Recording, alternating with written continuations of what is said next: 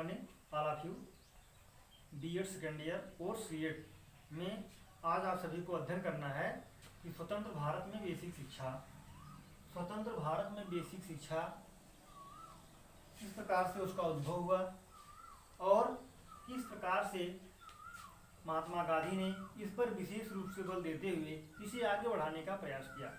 जैसे महात्मा गांधी आज जो थिंकर थे, विचारक थे, वे सभी इस बेसिक शिक्षा प्रणाली को सही एवं नियमित करने के लिए वे सभी काफ़ी प्रयास किए, जिसमें से महात्मा गांधी का इस प्राथमिक शिक्षा या बेसिक शिक्षा के लिए उनका सर्वप्रथम नाम पहले आता है कि स्वतंत्र भारत में बेसिक शिक्षा का किस प्रकार से विकास हुआ, किस प्रकार से उसका प्रारंभ हुआ और कैसे कैसे वह विकसित होते हुए इसके जो इस बेसिक शिक्षा का स्ट्रक्चर है, जो इसका ढांचा है, जो प्रारूप है, उसे कैसे कैसे निर्मित किया गया और उसे एक बेसिक शिक्षा के माध्यम से उसे संचालित किया गया।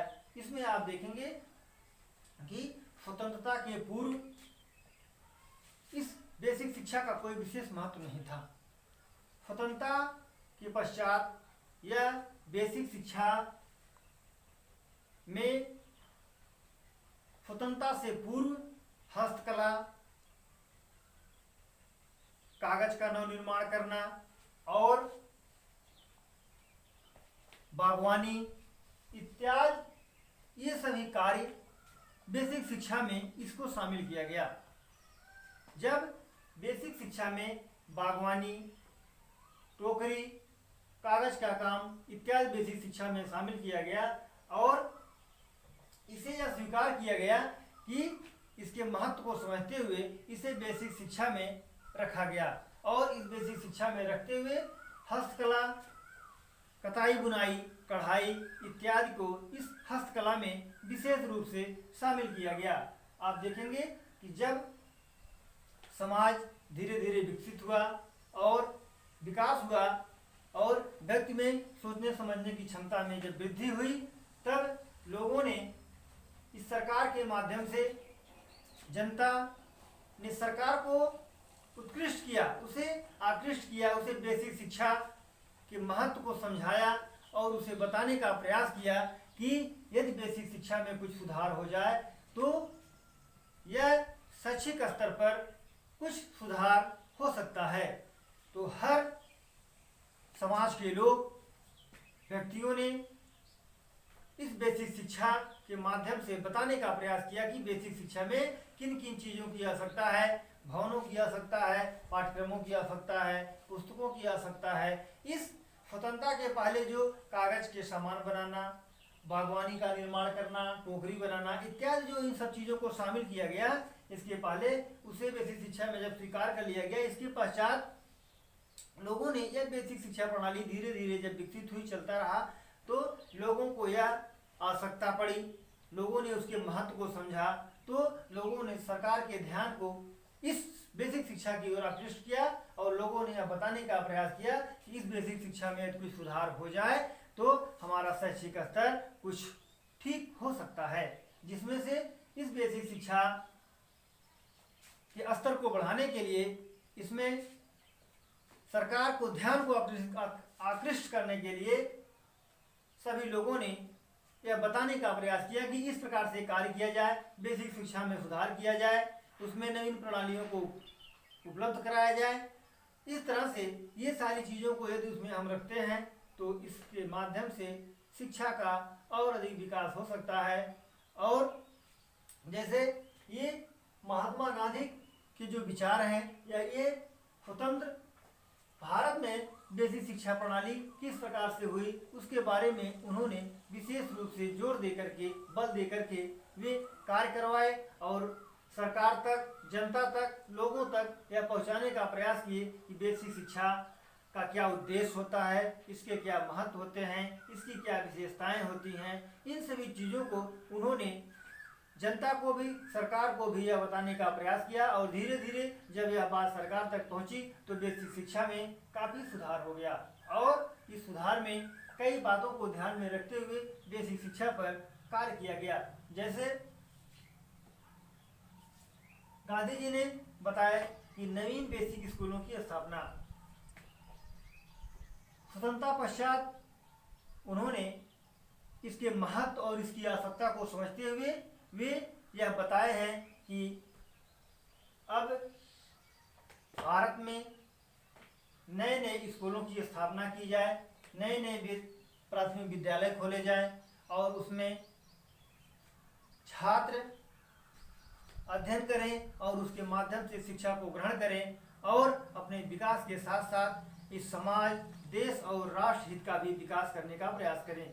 क्यों करें, कैसे करें? जब स्कूलों की स्थापना होगी और समाज शिक्षा को ग्रहण करेगा, छात्र शिक्षा को ग्रहण करेगा, उसके माध्यम से वह बहुत कुछ सीखने का प्रयास। क्योंकि देखिए, महात्मा गांधी जी बताए हैं कि शिक्षा का कोई एक उद्देश्य नहीं होता है, शिक्षा की कोई एक विशेषता नहीं होती है कि किसी एक पक्ष का विकास हो जाए। यदि किसी बालक का एकांगी विकास होता है, यदि बालक का एकांगी विकास होता है तो यह शिक्षा का उद्देश्य नहीं होता है। शिक्षा का मुख्य उद्देश्य होता है कि बालक का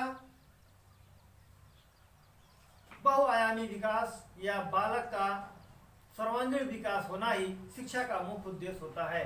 और यदि किसी एक पक्ष का विकास होता है तो यह शिक्षा का कोई मुख्य उद्देश्य इसका नहीं होता है। शिक्षा का उद्देश्य होता है कि बालक का शारीरिक, मानसिक, सामाजिक, नैतिक, आध्यात्मिक, चारित्रिक इत्यादि इन सभी गुणों का विकास जब पूर्ण रूप से होता है तब बालक का सर्वांगीण विकास होता है। और यदि बालक का सर्वांगीण विकास जब होगा तब इस देश, राष्ट्र, परिवार, समाज इत्यादि सभी का विकास होगा। जब तक यह विकास कब होगा? जब हम नवीन विद्यालयों की स्थापना करेंगे और अच्छे शिक्षकों की उपलब्धता होगी और शिक्षण कार्य सुचारू रूप से एवं नियमित ढंग से चलेगा, तब यह शिक्षा का प्रचार प्रसार होगा। इसके माध्यम से लोग अच्छे एवं पूर्ण ढंग से शिक्षा को ग्रहण करेंगे। आप देखेंगे दूसरा पॉइंट है वर्तमान प्रारंभिक स्कूलों को बेसिक शिक्षा से जोड़ना। जैसे जो नए नए स्कूल चल रहे थे, जो नए नए विद्यालय चल रहे थे, उन्हें बेसिक शिक्षा से जोड़ने का कार्य किए और उन्होंने यह बताने का प्रयास किए हैं कि जो नए स्कूल चल रहे हैं उन्हें हम बेसिक स्कूलों में परिवर्तित करें या उन्हें बेसिक शिक्षा के माध्यम से वे जोड़ने का प्रयास किए हैं। उसके माध्यम से वे बताने का प्रयास किए हैं कि जब इसे हम बेसिक शिक्षा के माध्यम से नए स्कूलों को जोड़ देंगे, इसके माध्यम से छात्र विद्यालयों में जाएंगे और पूर्ण रूप से शिक्षा को ग्रहण करेंगे। जब तक छात्र विद्यालय में नहीं जाता है तब तक वह शिक्षा को नहीं ग्रहण कर सकता है।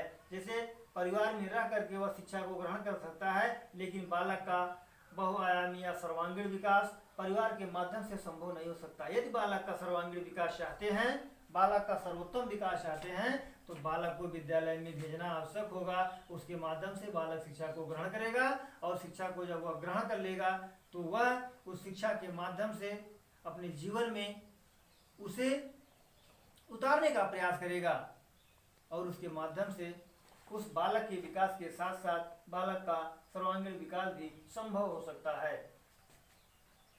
तीसरा पॉइंट है बेसिक शिक्षकों के प्रशिक्षण की सुविधा प्रदान करना। जैसे विद्यालयों में जो बेसिक प्राथमिक विद्यालयों में जो अध्यापक या शिक्षक जो पढ़ाते हैं उनके लिए प्रशिक्षण की व्यवस्था की जाए। जैसे जब तक ये प्रशिक्षण नहीं करेंगे, जब तक वे ट्रेंड नहीं होंगे, तब तक छात्रों को या बालकों को अच्छी शिक्षाएं प्रदान नहीं कर सकते हैं। जब शिक्षक ट्रेंड होंगे, प्रशिक्षण को प्राप्त किए होंगे, तब वे एक अच्छे एवं कुशल नेतृत्व वाले, कुशल वक्ता वाले अध्यापक होंगे और तब वे छात्रों को एक अच्छी शिक्षा प्रदान करेंगे और उन्हें सुविधाएं दिलाने का प्रयास करेंगे। जब तक वे शिक्षा को नहीं ग्रहण कर सकते हैं, जब तक वे प्रशिक्षण नहीं प्राप्त कर सकते हैं, तब तक उन्हें अनट्रेन्ड शिक्षक के रूप में माना जाएगा और वे उनकी जो ये कार्यशैली है, जो शिक्षण कार्य है, वह ठीक एवं पूर्ण ढंग से नहीं हो सकता है। वह ठीक एवं पूर्ण ढंग से तब हो सकता है जब शिक्षकों को शिक्षण प्रशिक्षण की सुविधाएं इस सरकार के द्वारा प्राप्त की जाए और शिक्षक स्वयं उसे करने का प्रयास करें। इसके माध्यम से तब यह शिक्षा का अधिक विकास एवं कार्य क्षेत्र हो सकता है। चौथा पॉइंट, बेसिक स्कूलों के लिए सरल व सस्ता धन निकालना। बेसिक स्कूलों के लिए इस प्रकार की सुविधाएं बनाएं, इस प्रकार के कार्य किए करें या इस प्रकार की क्रियान्वयन की व्यवस्था करें कि जैसे हमारा सरल एवं ठीक ढंग से विद्यालय सही रूप से चले और बालक का विकास एक अच्छे ढंग से हो सके। और इस प्राथमिक विद्यालयों में हस्तकला को भी शामिल किया गया और हस्तकला या बेसिक शिक्षा का एक अभिन्न अंग माना जाता है। और उसके साथ साथ शिक्षकों के लिए प्रशिक्षण की सुविधाएं प्रदान की जाए, इसके माध्यम से ही शिक्षा का विकास हो सकता है।